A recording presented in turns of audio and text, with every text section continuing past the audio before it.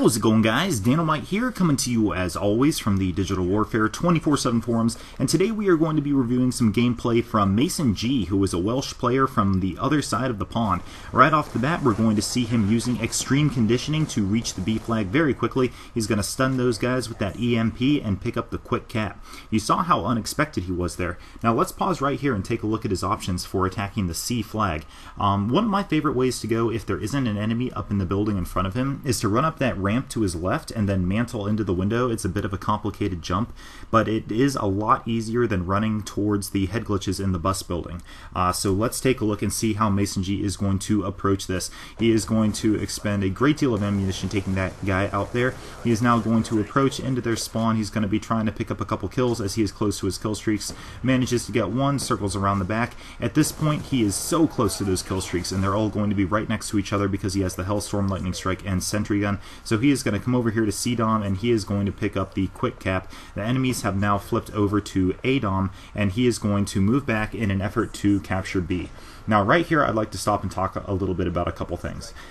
First of all, he has these kill streaks, right? He has the Lightning Strike, he has the Hellstorm, and he has the Sentry. That's a lot of firepower to work with. And with the enemies taking B, how should he best deploy this? Well, placing the Sentry this far back I don't think is maybe such a good idea. And also, let's see as I get it rolling here how he's going to end up deploying these kill streaks. So they have captured B, and now he's going to clear them out of B, and he's going to take out a good number, I believe, at least a couple. Let's see, 1, 2, 3. So at this point, let's pause again as he's calling in this Hellstorm. At this point, he knows there's 3 down, and this is only 6v6 domination. It is on rush, as I mentioned, and what he's going to want to do here is he should have probably gone up to B, and he should have sat on B, and he should have called his Hellstorm in from there, thereby allowing him to cap while his Hellstorm is being called in. You saw that he killed those 3 people off. 3 down means he's going to have a really good chance of doing that. He should have multitasked here, and let's see how it ends up costing him. So here he goes calling in the Hellstorm. I would also note that I would like to see him boosting his Hellstorms when he calls them in. Just because you can get them down a lot faster than unexpected. Now look at this. He's called in 3 strikes, but his team is now losing, and he's coming up here to try to take the B flag, and it's nothing doing. First of all, he's got a guy behind him in his spawn. Second of all, he should have been further over behind that barrel. Now he's going to spawn back in C-Dom, and he's in a situation where he has to push out. If he had called in that Hellstorm from B-Dom and captured it at the same time as he called it in, he would have been in a much better situation. Now let's check out what he's doing here. He's leapfrogging his Sentry Gun up to give himself a little bit better line of fire on that, which is a really good move. Once again, though, he's kind of just laying out right in the middle of this B-Dom capture area, and that is again going to cost him a death. He needs to slip over behind that barrel a little bit more and not lay out so much in the open. So now as he approaches in here, he knows there's a sentry over there, so he's going to throw an EMP. He doesn't get it on this one, but his friends are actually going to come in and help him to get the capture. Now, it's interesting to note that he's using a vector without attachments here, and he told me that his reasoning behind that was that he wanted to find a SMG that would work really well without attachments. And I have to say, I like his selection here because the vector has a nice large magazine and a fast reload. It's going to be a good option for that. Now, watch what happens here. Let's pause it real quick. You'll see that they're capturing B and that he has teammates that are all around B. So normally what he could do is go up there and just kill off the guy who's taking B, but if you look at his score streak meter, he's already starting to build that up pretty good. So what he's actually going to do here is he's going to allow the person to cap B, and he knows that he has so much support from his teammates that he's going to be able to capture it right back. So let's get it rolling here as we see what he does. He's going to sit back there, which really doesn't afford him much of a very good head glitch. This set of tires up here is much better. Now you'll see the enemy captures it there, but he's got teammates all around, so this is going to be a very easy counter cap, and with how close he is to those streaks, he's going to get another round of streaks to work with. Let's see if he can deploy these in a somewhat more efficient manner here as he is going to run back. He actually needs one more kill to pick up these streaks, sees that guy on the UAV, and is going to pick him up with little difficulty at all. Now he's going to call in this Lightning Strike. That's going to earn him his Sentry Gun. He's going to clear out anyone who's moving over to B-Dom. A nice play there. Now he's immediately going to call in his Hellstorm, which he possibly could have saved a little bit, maybe for later if someone was actually trying to capture B, but he does have a sentry and he gets taken out from his back there. Now, that shotgun guy is going to kill him many times from the paintball court side, and right there he gets taken out again. Let's pause it and talk about that a little bit.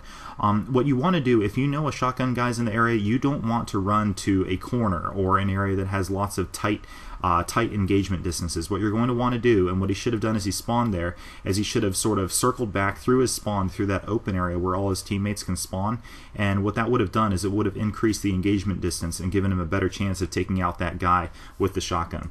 So let's see if he learns from that later as he spawns once again near paintball room, and he is going to be headed back towards CDOM. He is going to be looking to engage the shotgunner guy. He does end up killing him there, but now you see that the enemy is going to be attacking B.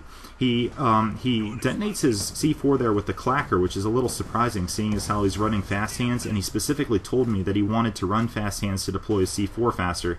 I think you'd get at least as good an effect as fast hands if he was double tapping X or whatever the use button on PS3 is, since this is PS3 gameplay, but that would probably benefit him more than using fast hands, and then he could free up that those extra points there. Now, you saw him holding out in the bus. I really don't care for that bus too much as a place to hold down B, and you see the enemy was able to push in there pretty easily and capture B. It really constrains your movement, and it leaves him unable to react when other enemies show up. It sort of traps him in there, so I try to stay away from any areas like that when I'm trying to hold down a flag. So now his team is falling behind here. They're back a flag and they're losing in points with a couple seconds left in the round, and I'm sure Mason G is thinking here, geez, I would really like to push up here and get a flag. So he's got that sentry in his back pocket, and I believe he is actually going to save it for the next round. That's probably a good call on his part. He is going to be able to solo cap that and sacrifices himself as the lightning strike comes in.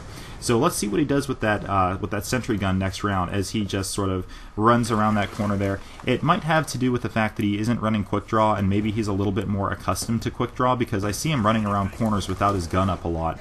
And when you don't have quick draw or any way to react to that quickly, what you want to do is either jump shot around the corner or just take the corner wider so you can check it, sort of in an arc. So he's 22-8, 4 caps, 5 defends, and his team is 2 points ahead after the end of the first round. Let's skip it ahead a little bit here as we enter the second half. Now, once again, he's going to be using extreme conditioning to his advantage. He's going to pick up C here, but extreme conditioning is going to let him get up here very quickly, despite the fact that he stopped to cap C, and he is going to plop down this sentry gun at a much more advantageous position. You saw that guy actually use the jump I was talking about earlier, which is up that ramp, and he's going to place that sentry in an excellent overwatch position as he's moving down this side. Now, he's going to engage this guy. He should have been more ready for that gunfight as he was going around the corner. It's not a good idea to jump through that area without being prepared. Now he's going to lead with an EMP this time as he tries to push up, but you can bet on people being up there, and sure enough, there's a guy right on that barrel head glitch. He ran that way the first time, and it's disappointing to see him running that same way a second time. He's going to go up the middle and pick up another death here. He's going to shoot this riot shield guy in the back, and maybe that'll help get him back on track a little bit, as his teammates have managed to secure B with the help of his overwatching sentry gun. Here he is back in the bus again, and you can see he doesn't really have that good a line of sight. It is very easy to capture B and avoid that line of sight from the bus. So he's going to toss out that C4 there and pick off the guy on B, making good work to defend his flag. Now, he sees that sentry gun up there, so he is going to take it out with a EMP. That EMP grenade serving him very, very nicely as he doubles back and takes out these two guys. Good awareness there, looking at the side of his map and seeing that there weren't any teammates on paintball side and that it was likely that the enemy was flanking through in that direction. Now, he gets really lucky there. He probably should have called in that lightning strike in a better place, calling it right in the middle of the open there without any support. That is a good placement as he gets lucky again here with his kill streak placement. He needs to really be careful about where he calls in those kill streaks.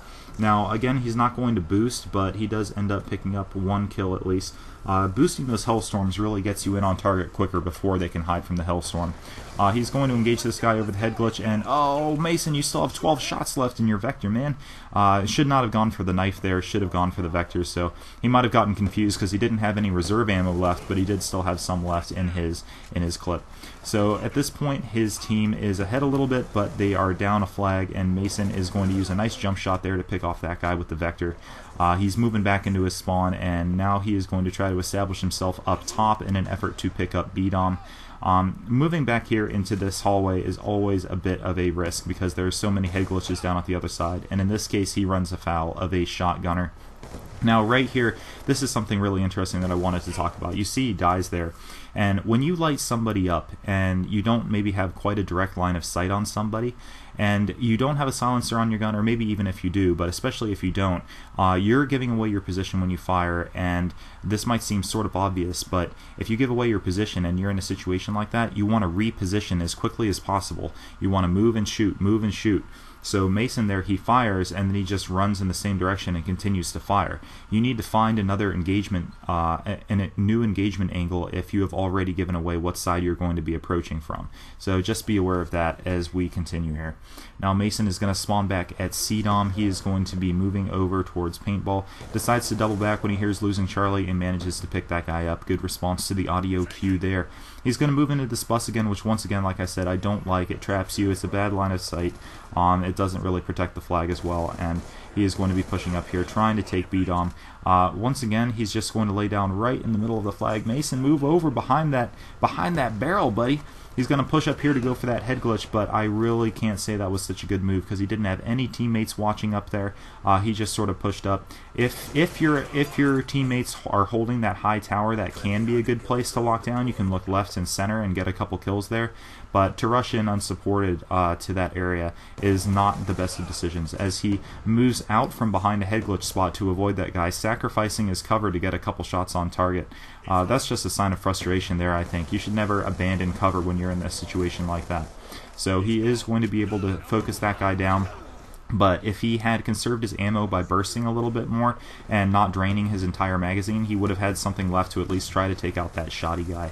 Now there's a sentry up here watching them. I really like putting sentries on top of that orange shipping crate to his right, actually, as he's going to sit here and, ooh, the enemy could have had a quad there very easily if he had not been running flak jacket, and even so, if someone had poked out and just shot him, he would have died instantly. So again, you got to take better cover on the B flags when you're capping them. Just laying right on top of the flags is not going to cut it. Right here, he's going to be leading with the EMP, nicely stunning people. He sees that shotgunner there, and right there, he had a good idea. He was going to shoot, and then he was going to move, but he wasn't. Again, he has sort of a blind spot, it seems like, when it comes to the paintball court on this map, and that is the side that the enemies have been flanking on most aggressively throughout this entire game. So to see him maybe look at his minimap and be like, hey, I don't see any teammates over there, that's probably where the enemies are coming from, maybe to pick up on that just a little bit more, but I know it can be difficult, especially when you're trying to focus on objective and winning the game. So you can see we're getting down to the final 20 seconds here. It's a tie game, and he manages to push up and cap that flag. Very nice, and you saw him push up there. This time I think that was actually a good idea, because he was so close to his streaks, and his pushing up there is actually going to be able to get him the streaks to secure the game. You see those guys moving in on B, nothing doing. Mason G has it covered. He's going to drop his lightning strike and his hellstorm to confirm the win. So 45 and 22 there from Mason G, making some nice work of a naked vector along with perk 1, perk 2 greed, showing us how to work things out on Rush. So thanks very much for submitting that gameplay, Mason, and be sure to tune in next week, guys. I'm out.